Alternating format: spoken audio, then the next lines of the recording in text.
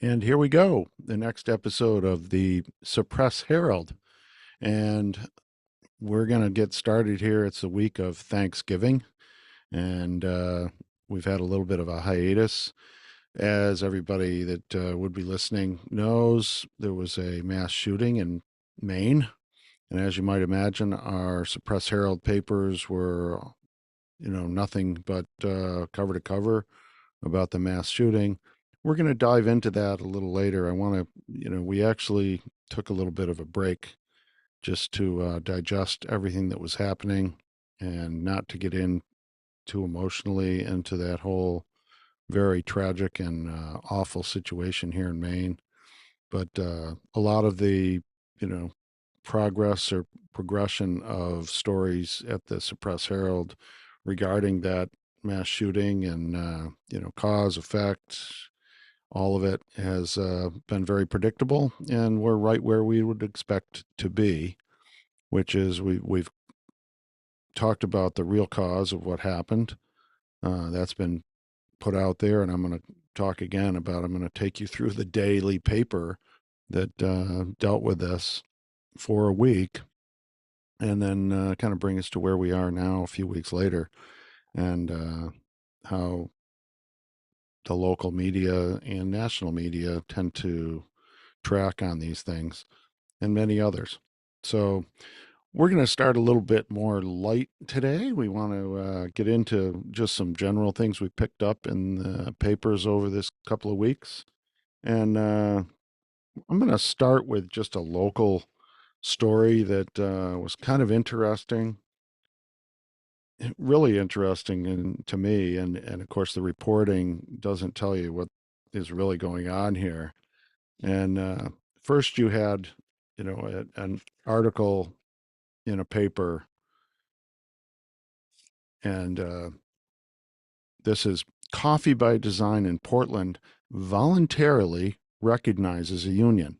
So this is a little, they do roasting. They've actually got a pretty big business roasting and selling coffee, but they started with a shop in downtown Portland, Maine, and they've got several shops. They had a shop at LL Bean's that was closed not too long ago because LL Bean was doing a major renovation at their main store in Freeport, Maine. So here they are. They're going to voluntarily recognize the union. Now, this is an owner of Coffee by Design is a full on liberal wackadoodle woman who has been, extremely vocal, Trump derangement syndrome, anti anything conservative or reasonable or common sense, all in. And now she's got the union in her shop. So she's going to voluntarily welcome them in. She's, doing the right thing. And then just a little bit later in the paper, we get the business section a few days later. And here it is. Coffee by Design closes original Portland store. so, so here comes the union. And here they go closing their original, store in downtown Portland. And they go through and talk about was that temporarily closed, was opened 29 years ago. They closed it temporarily. Now it's permanently closed. And, you know, you can't make this stuff up. It's just so predictable. There was another coffee shop up in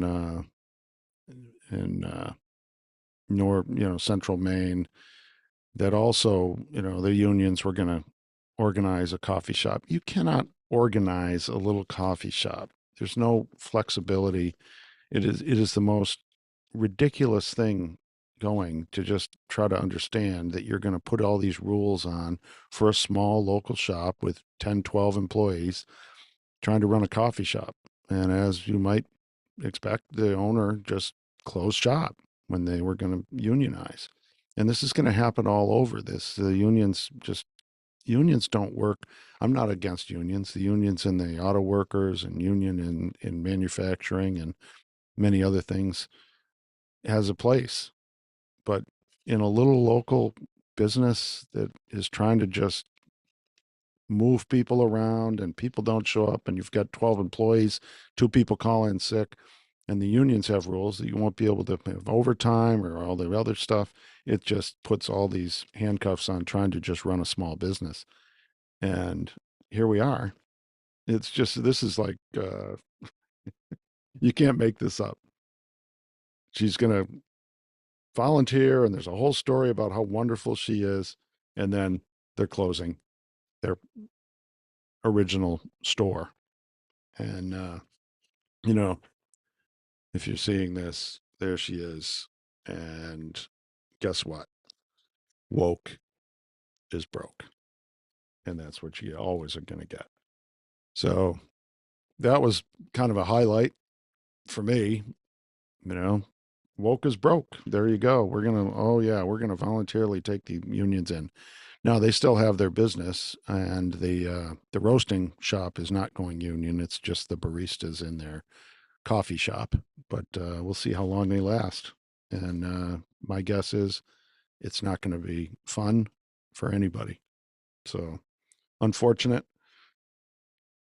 What could, a lot would say, a lot of people would say was a very good, successful small business. 29 years. There were two partners. This woman bought out her partner, and supposedly running a great business and doing great things, and charity and all the rest. And here it goes. So of course, that's not what the story in the paper talks about at all. There's no connection there. So just specious, as they say. So next story I thought I'd just bring up is we have a local election was just had, and the city of Portland had their mayor's election. And how they imagine the city's future. The candidates share hopeful urban visions full of robust public transit and plenty of housing, and they all believe they can get us there. Yeah. Five libs, all trying to be more lib than the others. And meanwhile, nobody in the area here believes that Portland is on the right track. Portland's going the way of Portland, Oregon. And if we go there, it's, Portland, Oregon's lost. And Portland, Maine is working toward that. But you would never get any of that in any of the local paper because it's all liberal all the time. That's who runs the city. I call it not running, ruining the city. You've got tent cities. They've got problems with homeless and tents and all the rest, and nothing happening really to address it. So it's really an interesting read to read through, and when you've got five liberals running for mayor, and you know it's hopeless, basically. That's what the story should say. With these five people running for mayor, the situation in Portland is hopeless. But that's not what you're going to get. I'm taking a little side tack here. I just picked up this article, and this is just in the food and dining section. Okay. And you can't even read the food and dining section without woke interfering and screwing it up. And here is an article: McDonald's Mambo sauce, a tasty, if largely token, nod to Black America. Can we please just accept that McDonald's wanted to try some new taste and they brought out Mambo sauce? Apparently, there's a couple of things they're doing. And this article just goes into the whole thing of, you know, tasty, if largely token nod to Black America. They're not trying to attract Black America. There's no problem with McDonald's as far as across the spectrum, people going to their stores. They're not trying to increase their black business or anything else. It's just ridiculous. But you just got to do it. And here it is, Tim Carmen. Oh, the Washington Post. I'll remind my listeners that this newspaper was bought by the consortium, George Soros and company, others that are buying up newspapers across the country on the guise of saving local papers. They want to make sure that local papers are liberal and doing what they've been doing for a long time, and that doesn't change. So you've got a situation where this is right off of the Washington Post, which is lost. I mean, that's the most lost paper in the country. And largely, this local suppress Herald does get Washington Post articles. That's the way they manage not having a lot of staff, is they just put articles from other papers. I've seen the LA Times and Washington Post and so forth in their paper. So it just you just can't get away from woke everywhere. McDonald's just wants to have a different flavor on their chicken nuggets, and they've got to turn it into a racist rant. It's just, you can't get away from it. It's ridiculous. This was on October 19th. And I think this is just really unbelievable in that when I read this headline, if you're aware of the times and so forth, a lot of people would not believe this. Biden visits Israel, sees progress on getting aid into Gaza. Does anybody out there even remember that Biden visited Israel? It was so inconsequential and such a waste of time, and did so little on the entire process. This guy, he's invisible. And it's a real danger for our country that the president of the United States is invisible. I bet if you went and did a survey on the street with 100 people, not 5 of them would confirm that Biden went to Israel after the attack in Israel, after the horrific slaughter by a bunch of Hamas terrorists. I'll bet less than 5% would even realize or know that Biden had been there. So we have it in the paper just so we can remind ourselves. And then we'll go a little further. This is just some anecdotal things in the paper. Above all, our state is in need of welcoming communities. Asylum seekers need to have more than work permits to succeed. This is just an extension. In an earlier episode, I talked about the entire series they did on welcoming the asylum seekers and the illegal immigrants that are overflowing, overrunning the schools, overrunning our services, overrunning housing, and causing nothing but major problems throughout our entire communities. And we have to be welcoming. And nowhere in the Suppress Herald, anywhere, will you ever find articles that talk about the impact that this is having on our community. You have, it's just in the papers and on the news today and in the last couple of days that the mayor of New York City is slashing funding to the police and emergency services and other things to pay $12 billion because of $12 billion spent on housing and taking care of asylum seekers, illegal immigrants.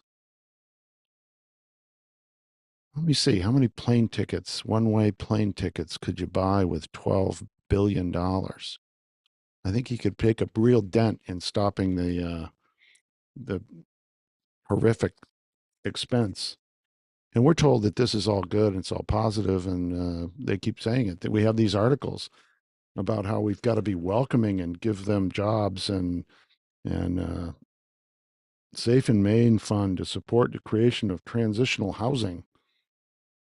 So we have to house, feed, find jobs, take jobs from other people, and it's all supposed to be good. And it's all painted as nothing but good, and you never get any of the negatives in the Suppress Herald because they're suppressing the reality. Don't believe your lying eyes. So it's just been, you know, amazing to watch where nobody wants to talk about the reality. Close your eyes, don't look around, pretend it's not happening unless you're a victim of the crime or you lose out on any number of opportunities. Your kids aren't learning in school because they're half the class doesn't speak English and the teacher's trying to deal with that. And so the teacher only gets to 50% of the curriculum for the entire year. And we're surprised. Now they're blaming it on COVID. The reality is 12 million illegal immigrants on top of a couple million legal immigrants flooding schools. Not all of them are flooding the schools, but millions of kids in schools concentrated in urban centers, overwhelming the schools, and the outcomes are predictable. How can a teacher who has half the class doesn't speak English possibly get through curriculum and teach classes? It's it's an obvious thing, but nobody wants to talk about it and nobody will deal with it. Now they're blaming COVID and the lockdowns and all. And gee, yeah, I saw, I think it was the New York Times today printed a big story about how, gee, the kids really had or were impacted by COVID. I'd be willing to bet if you went out and took a look, it wasn't just COVID. It's asylum seekers overwhelming schools and nobody's learning. Nobody's learning. The asylum seekers aren't learning because they don't speak English. And the kids that are in the class do speak English aren't learning anything because the teachers spending all their time doing other things. It's not good, and you'll never see it in the Suppress Herald ever. Now let's talk about the global warming onslaught. Global warming is something we're going to spend time over coming sessions, coming episodes, talking quite a bit about. I've been collecting a very large pile of newspaper clippings from the Suppress Herald that is just propaganda. It's all the same.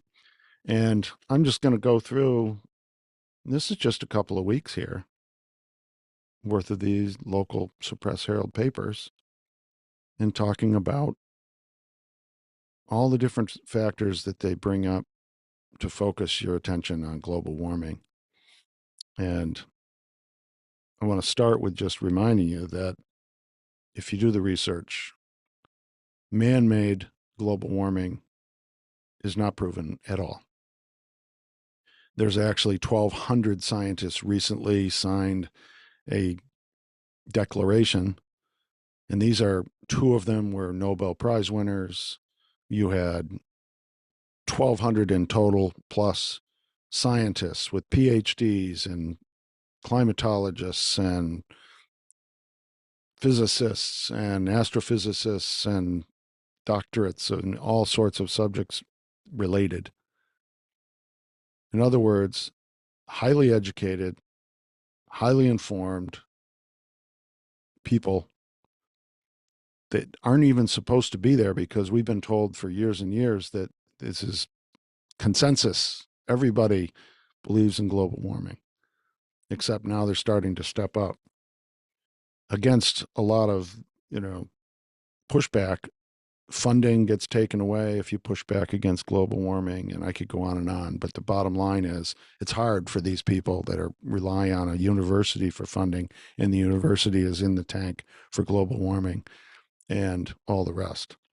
So there are no more storms than there used to be. The storms are not stronger than they used to be. This has been proven with data statistics. Even the whole global warming factor that the temperatures are rising are suspect. And the reason is that those temperature sensors have been sitting in the same place for 50, 100 years, and the same place isn't the same place. Asphalt and concrete and buildings and black roofs and all of the other things that are urbanization surround that what used to be a remote airport, for example, out on the countryside. And now you have it's surrounded by asphalt and roads and bridges and buildings and all these things that are creating heat. And so the influence on that temperature sensing location is a big factor. They aren't taking that into account. They may tell you they are, but that's how do you do that? So it's unreliable. So storms, weather, even temperatures, none of it's based on good data. The other part of it is they've been predicting all of this, all these, catastrophe, and we're all going to die and burst into flames any day. Those models for decades have been failing to have the outcomes that they've been predicting with 100% certainty. The model says it. We're going to have temperatures rise. The sea's going to rise. This is going to happen. The Greenland ice shelf's going to collapse. Antarctica is going to collapse. The seas are going to rise 10 feet. None of it is happening. So keep that in mind. And so then you've just got an onslaught of electrical grids aren't keeping up with renewable energy initiatives. And, the bottom line here is the Paris-based organization said in a report Tuesday that the capacity to connect to and transmit electricity is not keeping pace with the rapid growth of clean energy technologies such as solar and wind power, electric cars, and heat pumps being deployed to move away from fossil fuels. And this means we're all gonna die because global warming, and we're not going to take care of global warming. This says two things that they don't really talk about. This is to convince us to go ahead and let the Green New Deals happen, to take all of our money and build out the electric grid and solar and wind and so forth. And basically to break down your resistance to this insanity of moving too quickly and when we're not ready. And it's going to cause a lot of not just disruption, but pain and suffering when we rush to do something that's not ready, like electric cars. And the end result is people are going to be suffering from all sorts of lack of energy. Energy is life. And if we don't have enough energy, then the standard of living goes down. Our health safety goes down. It's all dependent on energy. Then you've got this is a good one here. The scare tactics. You think that our youth of today are, you know, have mental health problems? Of course they do. Key part of Antarctica is doomed to collapse, study says. The study says, though it will take hundreds of years, the melt will be enough to reshape where and how people live in the future. It will take hundreds of years. Well, we don't know what the weather's going to be 100 years from now. It's unbelievable. This is mostly just garbage. Seth Borenstein from the Associated Press.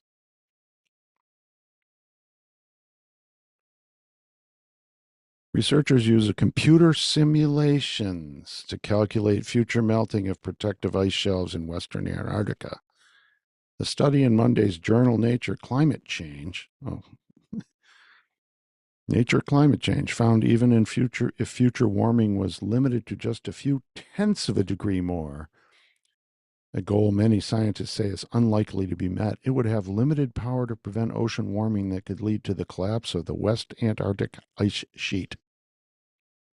What they're not telling you in here is that they have data and measurements that the ice sheet is moving into the ocean, and it always has, but replacing it is billions of tons of new snow and ice in the center of Antarctica. In other words, the ice sheet there is increasing dramatically. But let's not talk about that. Then you have regulators signal their support for new rules on clean cars. In other words, this local board that theoretically doesn't have power, but they're regulators, so look out for the regulators. They're going to force the dealerships in Maine to sell electric cars. And they're going to do it in a way that's unbelievable, really. And if basically the dealerships will all go out of business, and all the people that will just go to other states and buy their cars. They'll go to Florida, buy a car, buy a gas car, and drive it back to Maine, and the local dealers will all be out of business. It is just insane. They're doing it in California, and now they're following suit. Then you've got an article: carbon removal isn't just for corporations anymore. They're going to be working on pulling CO2 from the air. So this is the new thing. And I guarantee what this is about is monetizing, removing CO2. Technology that does the form, paying the firm about $930 to remove 1,500 pounds of carbon pollution from the atmosphere. Yep. It's just a scam by the scammers on the carbon traders. And it's just one step above pet rocks, carbon offsets. We'll spend some time on that coming up as well. And then we have opinion. The ocean of yesterday is not the ocean of tomorrow. The massive algae bloom in the Gulf of Maine this past summer serves as a stark reminder of the need for new and better data. Scare everybody. Then this is a really good one. I mean, you can't even escape this. In the obituaries section, Salimul Huck, 71, led push for wealthy nations to compensate poor ones for climate change. Oh, I don't have to go any further. That says it all. That basically is a complete summary. Push for wealthy nations to compensate poor ones for climate change. In other words, it's all our fault, Americans, because we consume so much energy. I have a quick question. When Caterpillar builds a tractor, or John Deere or Case or any of our manufacturers that are prolific in the United States building tractors, and so all the steel and rubber and all the materials to build that tractor, that's all that energy that gets consumed. When they ship the tractor to Africa so that they can grow crops and feed their people, shouldn't the energy that was expended on that go to Africa? It was consumed here, but it ends up there. So if that tractor is growing crops in Africa, we shouldn't be paying the penalty for it. They don't ever talk about this stuff. It's just nuts. And that really sums up a lot, like the United Nations and climate change. The whole, these are all third world countries that just want money, and climate change, that's what it's about. And then the last, at the end of the week, this is November 5th on a Sunday, offshore wind projects face economic storm. Cancellations jeopardize Biden clean energy goals. In other words, the massive subsidies are drying up and people don't want them. And New Jersey said, your windmills are killing whales. They're washing up on our beaches. We don't want them. And this is jeopardizing Biden's clean energy program. Oh my, isn't that just terrible? That's just about 10 days worth of papers. And the climate change, push in every which way. And most of this stuff is just specious, misinformed, cherry picked, data deprived garbage pushing that agenda. And it's ridiculous. And we really have to stop it. So that was a couple weeks in review of the main items in the paper. And so now I'd like to finish up today's episode with this whole shooting in Maine, mass shooting. It was a horrific. And as you might imagine, the perpetrator used a assault weapon. He was a reserve in the Army Reserves. And I've got every day the paper, and I'm going to talk about headlines, and then I'm going to talk about where we are today. So this all started, back at the end of October, and we've got the main papers. And again, the Suppress Herald was just article after article about this, and it's a few headlines I just want to take you through. And this is on the Sunday, October 29th.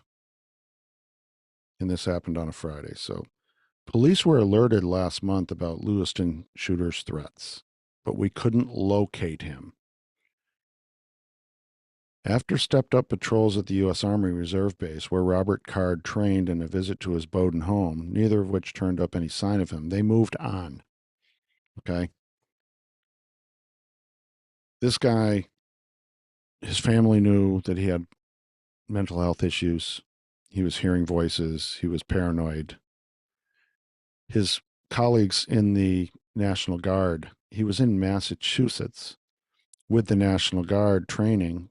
They basically suspended him and sent him to a mental hospital from the base for 2 weeks. And then when he, let the local police know that they'd had this issue, he actually threatened to shoot people at the base. And one of his colleagues in the reserves actually said that this guy warned them that this guy is going to commit a mass shooting. And in that same, so this is in the Maine Sunday Telegram. Police were alerted last month about Lewiston shooter's threats, but we couldn't locate him.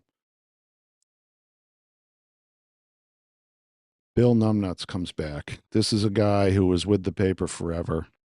He's a lib, columnist. You can count on him to be as liberal and wackadoodle as anybody in Maine. He had a big voice at the paper.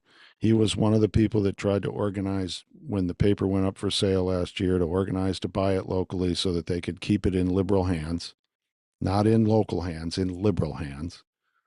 And so he retired, I don't know, a year or two ago, came back to try and save the paper for the liberals. And then now he's back in the Suppress Herald here, writing a editorial.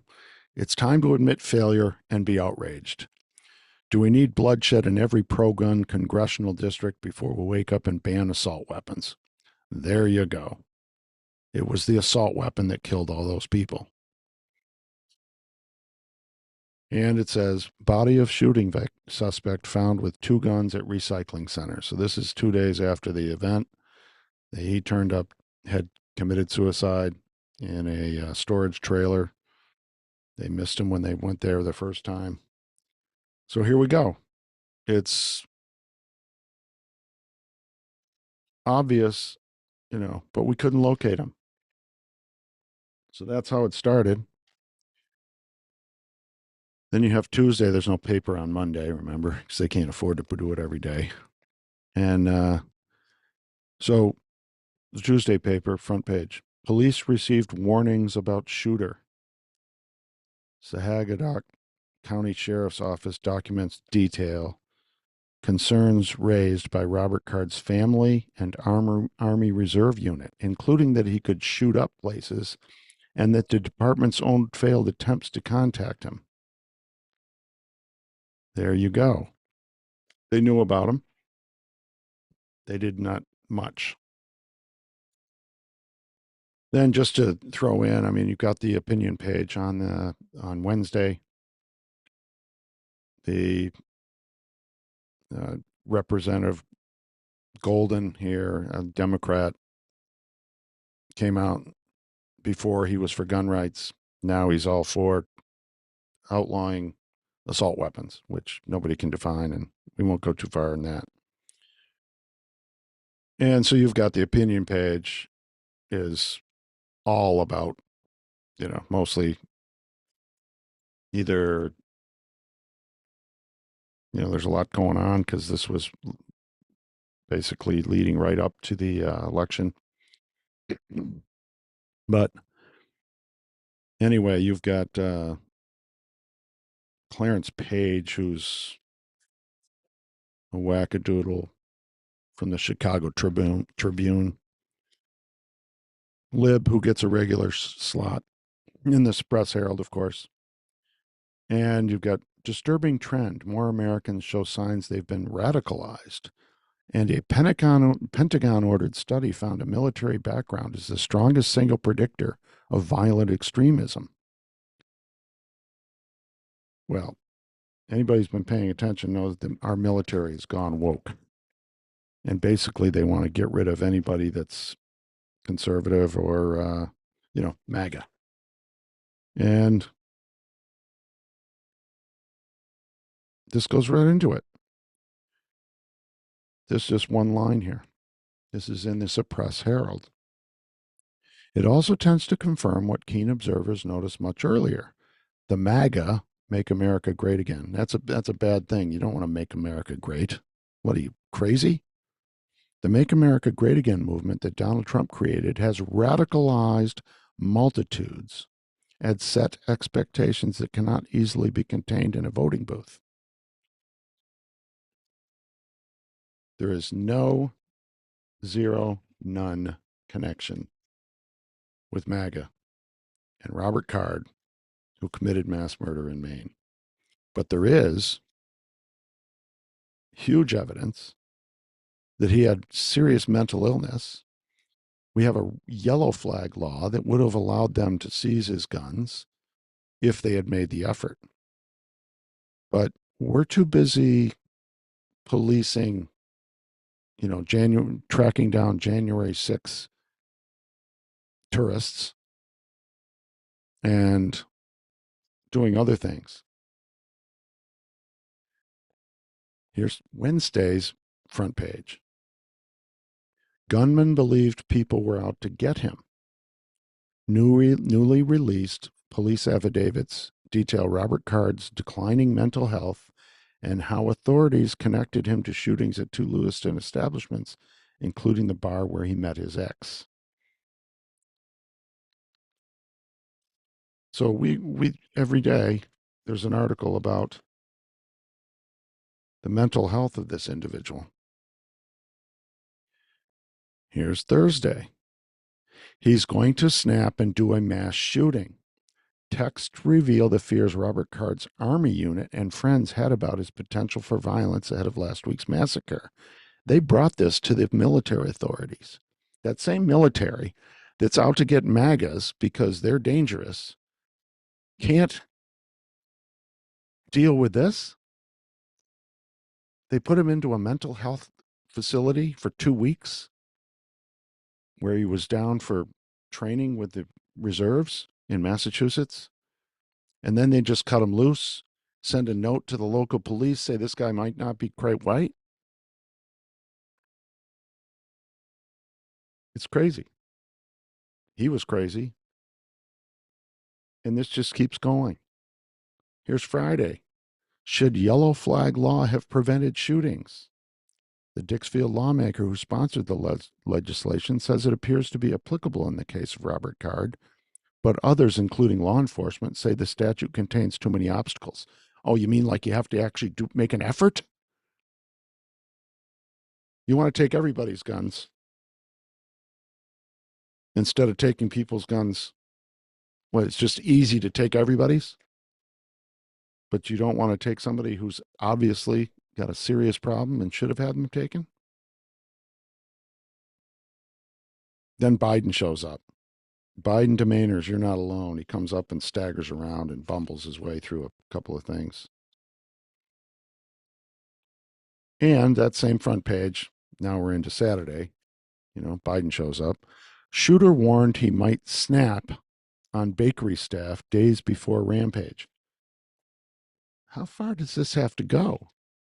Every day.